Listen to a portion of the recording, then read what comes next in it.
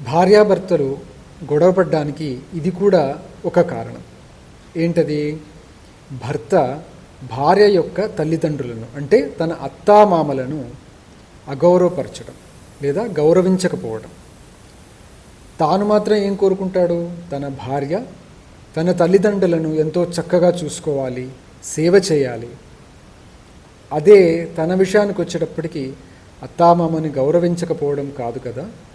పెళ్ళై ఎంతకాలమైనా 15 ఏళ్ళైనా 20 ఏళ్ళైనా మా మామగారు నాకేమీ చేయలేదు, ఇంటికి వెళితే అత్తగారు నన్ను గౌరవించలేదు, ఇలాంటి మాటలతో భార్య మనస్సును గాయపరచడంలో మాత్రం ముందుంటారు. ఇలాంటి మాటల వల్లే గొడవలు కూడా పెరుగుతాయి. శాస్త్రం ఏం చెప్తుంది? జన్మనిచ్చిన తల్లిదండ్రులతో పాటు ప్రాణదానం చేసిన వారు, విద్యాదానం చేసిన వారు అంటే గురువు, పిల్లనిచ్చిన అత్తామామ తల్లిదండ్రులతో సమానంగా గౌరవించాలి. వాళ్ళు వచ్చినప్పుడు ఎంతో శ్రద్ధగా ఆదరించాలి, భక్తిపూర్వకంగా వాళ్ళకి నమస్కరించాలి. తల్లిదండ్రుల తర్వాత మన యోగక్షేమాలను కోరుకునే వాళ్ళు అత్తమామలే కదా.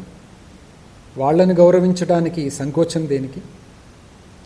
నేను మా అమ్మా నాన్నలనే గౌరవించను, ఇక అత్తామామల్ని ఏం గౌరవిస్తాను అనే వాళ్ళకి ఇంకేం చెప్పలేము. మీరైతే అలా చేయట్లేదు కదా.